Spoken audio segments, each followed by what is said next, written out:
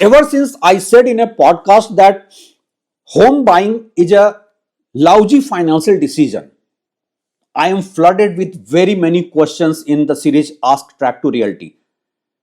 Everybody is asking whether buying a house is actually a bad financial decision.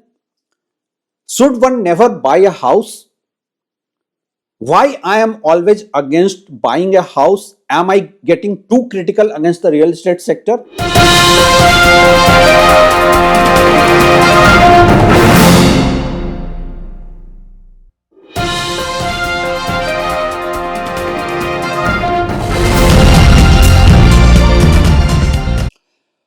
I am Ravi Sinha and I would like to carry forward this argument with the disclaimer.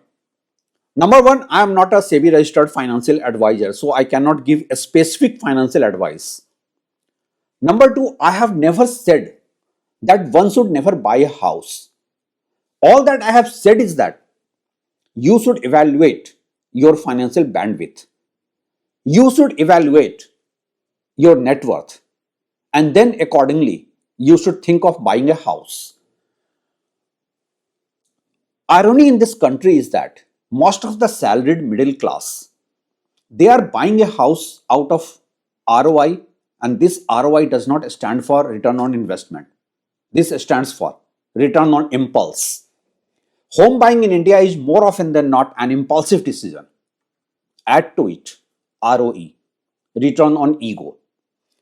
Most of us want to flaunt in the society that I have arrived now. I have bought a house. This is what is fueling the housing market. But this is making a very bad investment decision for you.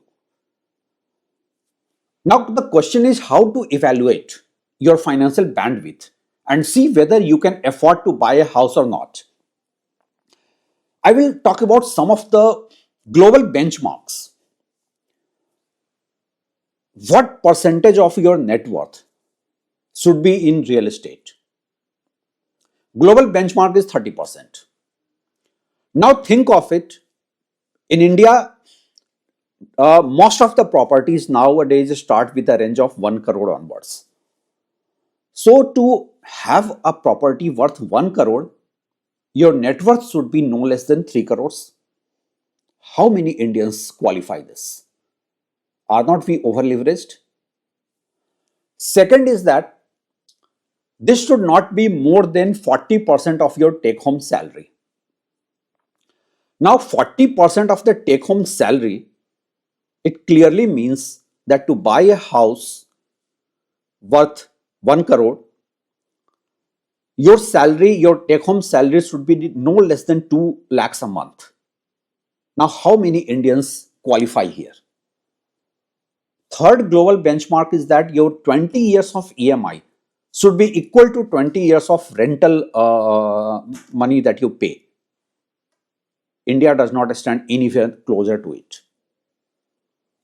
So, most of the benchmarks, whether it is 30% of your net worth, 5 years of your gross income, 20 years of your rental value, or 40% of your take home salary, you don't qualify to buy a house.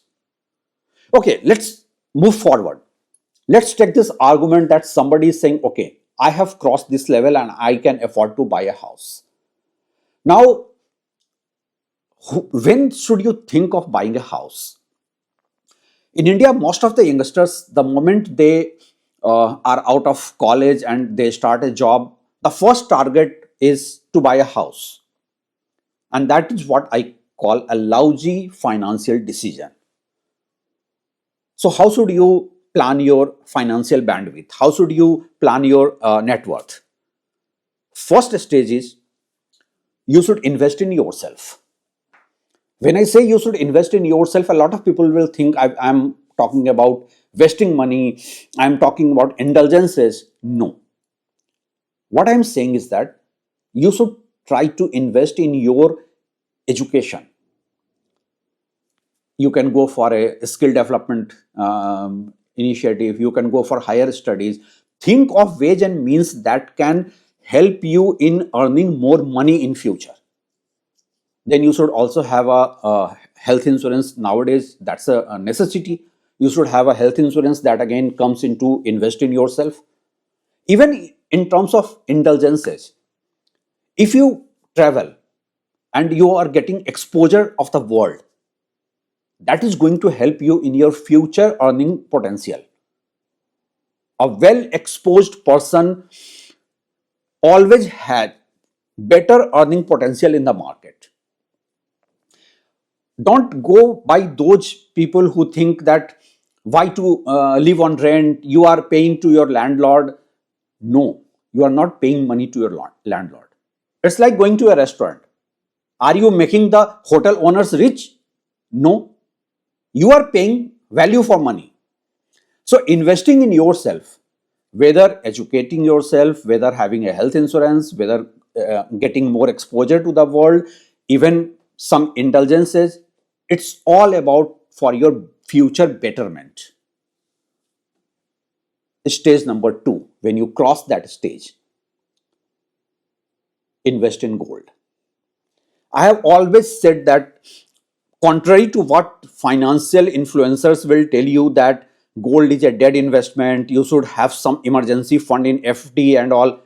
No, FD is a very negative return investment, because all that you will get is some 5%, 6%, at the max 7%, and which is again taxable amount. And you may never need that emergency money, and getting a negative investment with a fear factor of emergency, possible potential future emergency, always invest in gold. Gold is something which can be liquidated at any given point of time. Also, gold has traditionally over the last 20, 30 years always beaten inflation. So stage 2 is buy gold. And when I say buy gold, it's both for your safety, your emergency. Then comes third stage. Once you have invested in yourself and you have some emergency investment in gold, then go for the market, financial market. Now, this financial market could be either mutual fund or stocks, depending on your mental orientation, your inclination, your knowledge, that kind of time that you can afford to give. If you have some interest in stock market, you can go directly, or you can go for mutual fund or SIP. So when you cross these three stages, after these three stages, you are somewhat financially stable now. You have some net worth. Then at the stage 4, you can afford to buy a property. I have never said not, don't buy a property. All that I'm saying is that have some net worth before you buy a property.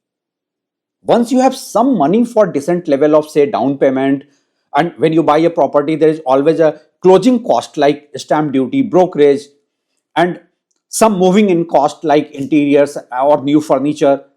So once you have some net worth, you have crossed the three stages, then you should go for a house. You can also think of buying a commercial property for rental return if you have some extra surplus money with you. So home buying for me is the fourth stage. And there is one more stage, that is stage number 5. Once you are stable, you have some investment in gold, in financial market, you have a house, and you have surplus money, then you can go for a speculative asset.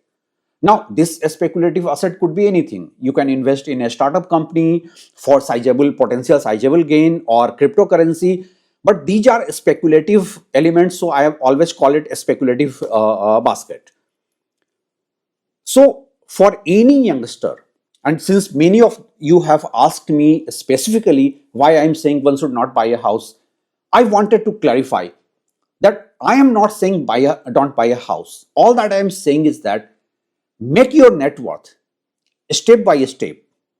Once you cross that threshold and you are somewhat financially stable, then only think of buying a house.